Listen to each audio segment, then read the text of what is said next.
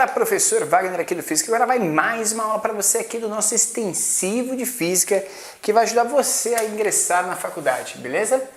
E hoje eu quero falar para vocês talvez a aula das leis de Newton, beleza?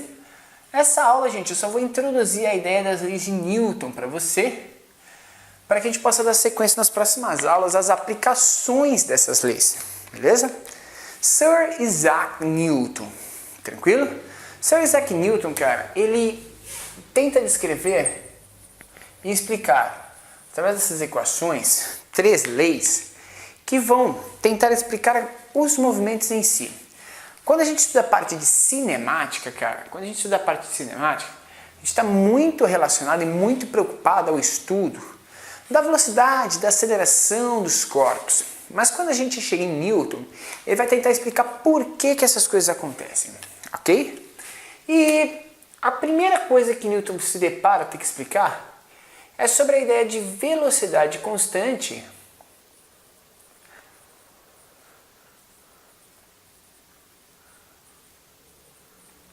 e o repouso.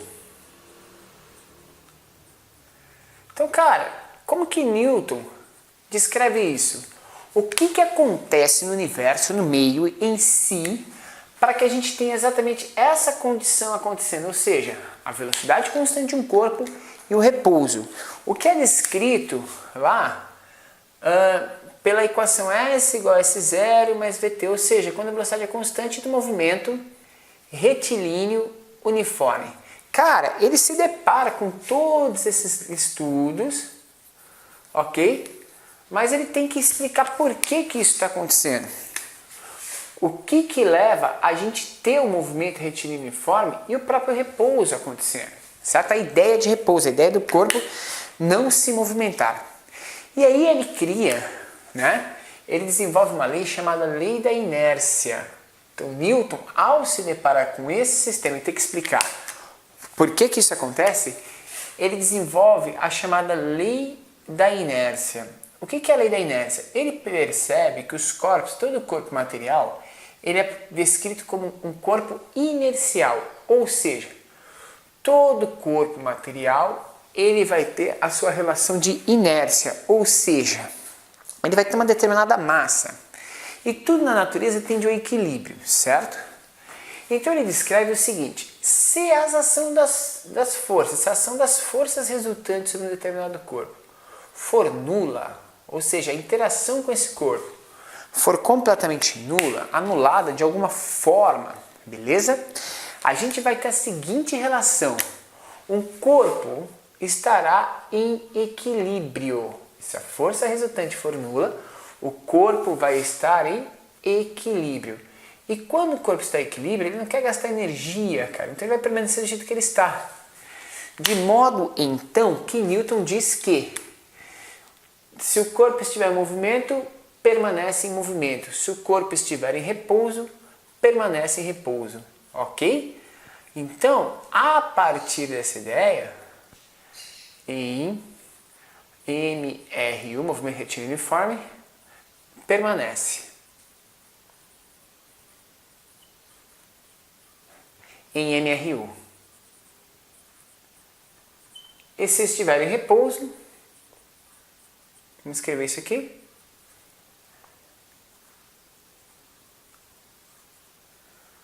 Também permanece em repouso. Beleza? Então eu escrevi aqui detalhadamente para você, para a gente entender o que descreve essa lei. Então, cara, olha como que Newton diz, uma das frases célebres de Newton foi quando ele disse que ele só enxergou longe o suficiente porque ele se apoia no ombro de gigantes. E, cara, o que ele está querendo dizer com isso é que ele só conseguiu descrever essas leis porque tinha isso por trás, antes dele, certo? Quando a gente fala da chamada lei da inércia, a gente vai se deparar com algumas situações que a gente verifica no dia a dia, mas que a gente não atribui à inércia, ok? Por exemplo, uso de cinto de segurança. Uso do cinto de segurança. Cara, por que você usa cinto de segurança? Cara, o uso do cinto de segurança é exatamente para te garantir segurança em si por causa da inércia.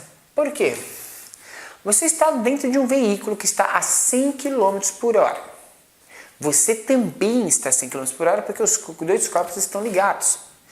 Então, a partir disso, eu vou lá e freio bruscamente o veículo, ou esse veículo colide com alguma coisa. Isso faz ele parar. O que o cinto de segurança garante? Ele garante que você pare junto, ou seja, ele não deixa você ser lançado para frente. Mas você seria lançado para frente por causa do quê?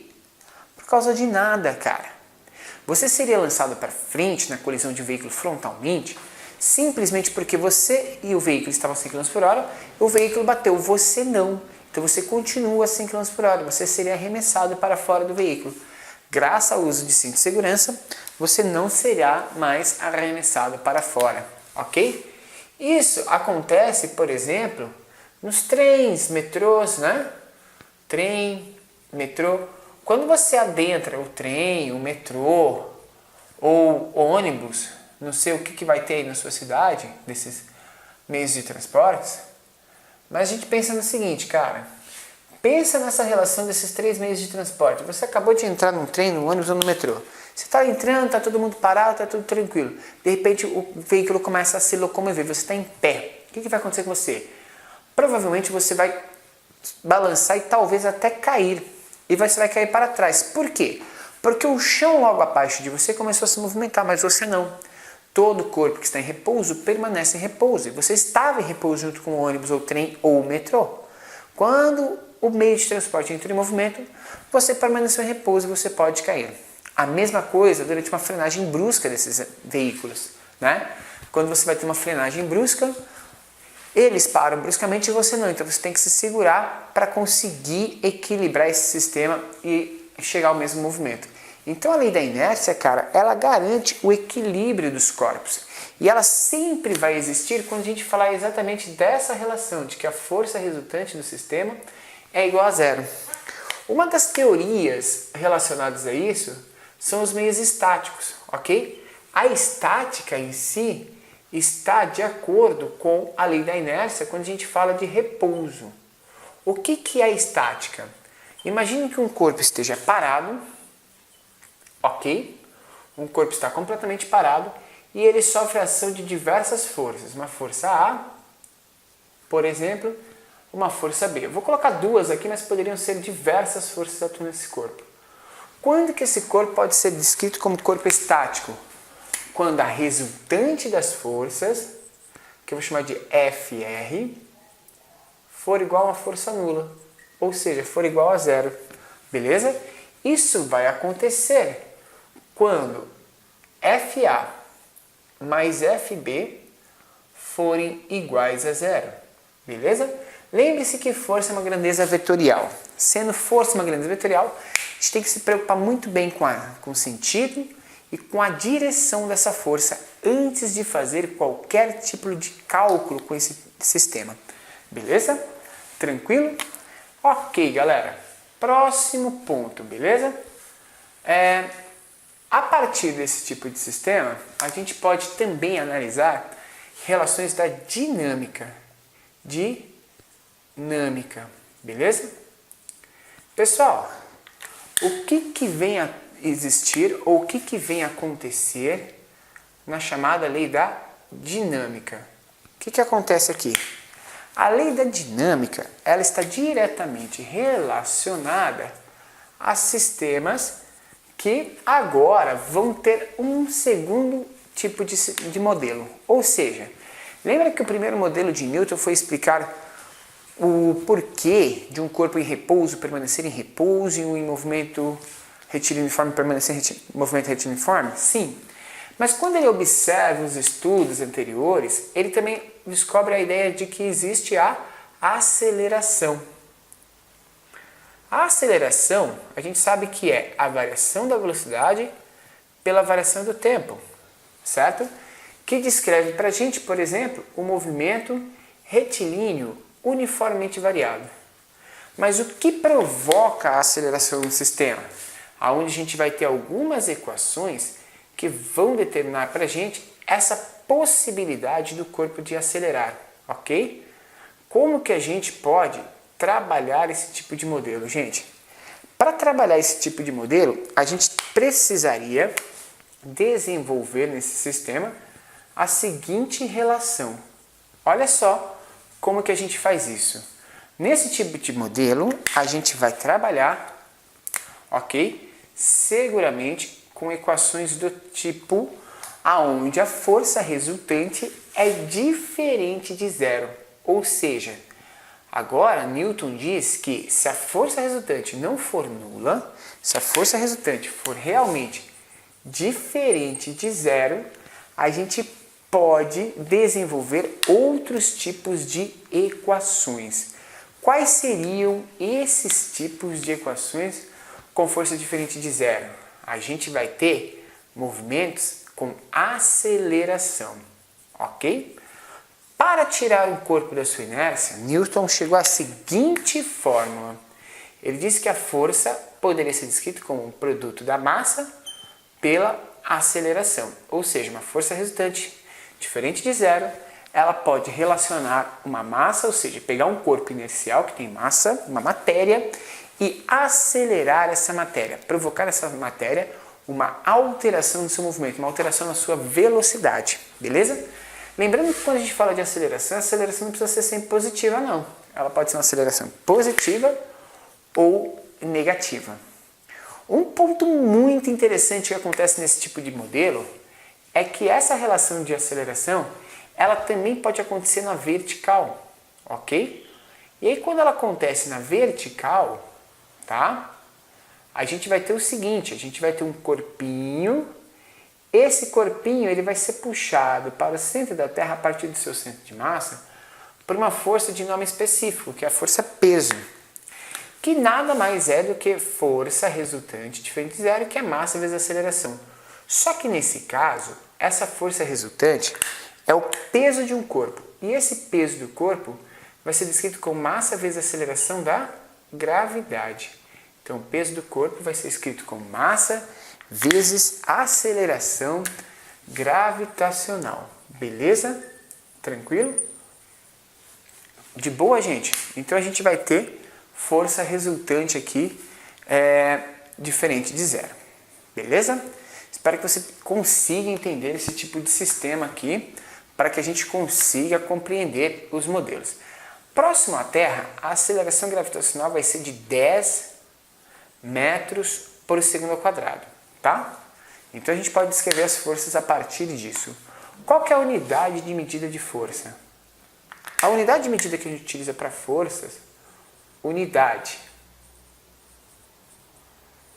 de medida é 2 pontos. A unidade de medida que a gente utiliza para forças é Newton, ok? O Newton, que é homenagem a Isaac Newton. Então a gente vai usar o N aqui para representar unidade de medida de forças nesse sistema. De novo, lembrando que força é uma grandeza vetorial. Então toda vez que a gente tiver relação dessas forças, a gente vai ter que fazer a soma vetorial delas para poder representar esse tipo de sistema. Essa é a chamada segunda lei de Newton, que permite a gente explicar a aceleração que os corpos possam adquirir. Tranquilo? Gente, tem uma terceira lei. A terceira lei de Newton, conhecida também como ação e reação, ela provoca no sistema algo muito relacionado àquilo que a gente vai chamar de equilíbrio, ok? Quando eu provoco força num determinado meio, esse meio também provoca força em mim. Existe sempre o fator ação e reação acontecendo nesse sistema. Ou seja, quando eu tenho a interação de um corpo A, ok? Com o corpo B, a gente sempre vai ter uma relação direta. O quê? A força que A aplica em B, que eu vou chamar de FAB, faz com que B aplique em A também uma força FBA, certo? O que é interessante é que o módulo da força AB, ou seja, o valor, é igual ao valor da força de FBA, ou seja, eles têm o mesmo valor em módulo. Isso é muito legal para a gente poder entender e compreender as interações, as relações dessas forças, certo? Então, pessoal, FAB é igual a FBA, certo? Lembrando que ação e reação acontecem em corpos diferentes. Então, por exemplo, se eu provoco a ação de uma caixa em relação a um piso, então eu vou ter uma força da caixa, que eu vou chamar de força caixa-piso, ok? Imediatamente, esse piso que está sendo comprimido pela caixa, certo? Ou seja, essa força não está aqui na caixa, e sim apenas no piso, ele vai responder na caixa com uma força que a gente vai chamar de força do piso sobre a caixa, de mesma intensidade, ok? Percebe as relações. Essa força que a caixa exerce sobre o piso, a gente chama de força de compressão da caixa sobre o piso. E essa força de compressão faz com que apareça aqui uma força que a gente vai chamar de normal, tá? Então aqui vai existir a ideia da normal. Por que os corpos ficam parados sobre um determinado piso? Então Newton tinha que explicar exatamente isso.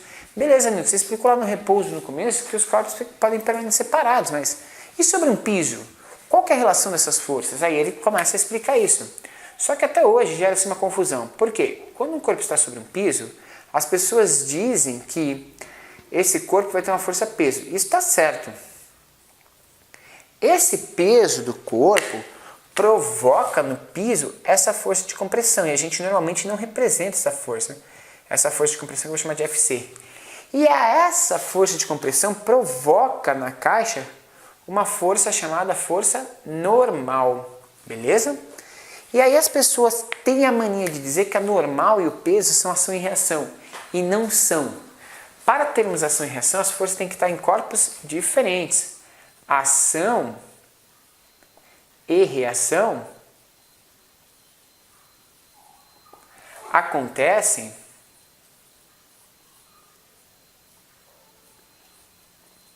em corpos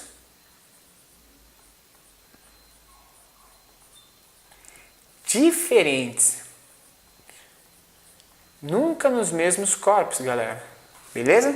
E como a força normal e o peso acontecem sobre a caixa, a gente nunca vai poder dizer que peso e normal são ação e reação. O que é ação e reação nessa situação aqui é a relação da força de compressão no piso, que nesse caso seria igual ao peso, e a força normal. Sabe por quê? Porque aí se a gente tiver numa parede horizontal, aí a gente vai ter as duas forças. A força peso está para baixo, mas eu vou ter uma força de contato. Então a normal, ela aparece aqui contra a força de contato. Então vai existir aqui uma força de compressão dessa caixa na parede, beleza? Que é diferente da força normal que está puxando esse corpo aqui para baixo. Então a gente tem que tomar muito cuidado para verificar quando que duas forças são relacionadas como ação e reação num determinado sistema, beleza? Mas basicamente, gente, isso é uma descrição das 3 leis de Sir Isaac Newton. Leis de Newton relacionam, então, lei da inércia, força resultante igual a zero, dinâmica, força resultante diferente de zero, e a proporcionalidade das forças, o equilíbrio do sistema quando a gente fala de ação e reação. Beleza, galera? Espero que você tenha entendido esse conceito e espero que esse conceito faça a diferença agora na hora de você estudar esse tipo de sistema. Pode tirar uma foto aí da lousa pra gente, beleza? Tirar um print aí, beleza, tranquilo. A gente vai conseguir estudar esses sistemas e esses modelos a partir de agora nas demais aulas que você vai ter no curso, beleza? Eu também vou deixar registrado para você um print dessa lousa, caso você ache que não dá para ler aí direitinho o que está na lousa ali, mas eu acredito que dê para ler com uma certa tranquilidade, beleza? Galera, é isso que eu tinha para passar para vocês hoje sobre leis de Newton. Curte esse vídeo, dá um likezinho, compartilha com seus amigos, se inscreva no canal e não deixe de acompanhar os nossos vídeos para que você receba sempre em primeira mão tudo que a gente produz aqui para vocês. Na próxima aula, a gente vai falar sobre cada um desses sistemas, a gente vai destrinchar cada uma dessas realidades. E a gente vai começar falando com vocês sobre a estática, ou seja, sobre a possibilidade de equilíbrio estático sobre a lei da inércia. Beleza? Então é isso aí que eu tinha para falar para você hoje, espero que você curta. Essa aula foi mais rapidinha, mas é uma aula muito importante para que você entenda esses conceitos. A gente vai ter aqui alguns exercícios teóricos relacionados às leis de Newton na descrição desse vídeo, para que você aprimore seus conhecimentos. Galera, um grande abraço, foi um prazer essa aula contigo, até a próxima aula, valeu, tchau!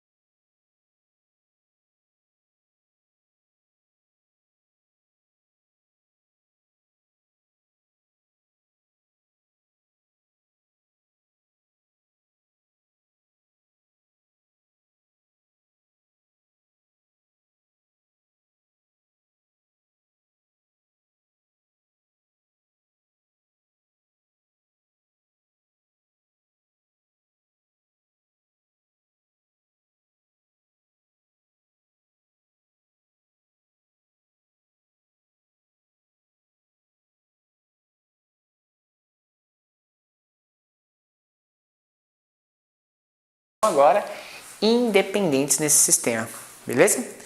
E como funciona a relação agora da capacitância desse tipo de sistema, pessoal? Como que fica a ideia da capacitância? Lembra que a capacitância é a quantidade de carga dividido pelo potencial, certo? Então a capacitância nesse sistema vai ser a soma das quantidades de carga, já que é carga vezes U, carga vezes U, carga vezes U, a capacitância total também vai ser CA mais CB vezes CC. Por quê? Porque cada capacitância aqui também é independente. Não tem essa ideia, né? De que vai depender de uma da outra, por isso que a gente vai ter que fazer uma relação de média. Então presta bem atenção. A única que vai ter essa relação de média inversa é na possibilidade de ele estar em série, porque as capacitâncias são dependentes. No caso desse sistema em paralelo, a diferença de potencial é independente, porque essa diferença de potencial depende de onde que está ligado nos terminais, elas estão ligadas diretamente nos terminais. A quantidade de carga, então, como a gente tem cada linha separada ali naqueles capacitores, cada linha tem sua própria quantidade de carga independente, isso faz com que as capacitâncias sejam independentes. Então, para você calcular a capacitância total ou a quantidade de carga total que você é capaz de armazenar no sistema, você vai ter que fazer a soma desses elementos, certo? E a partir da soma desses elementos é que a gente relaciona os padrões deste tipo de sistema. Beleza? Tranquilo, galera?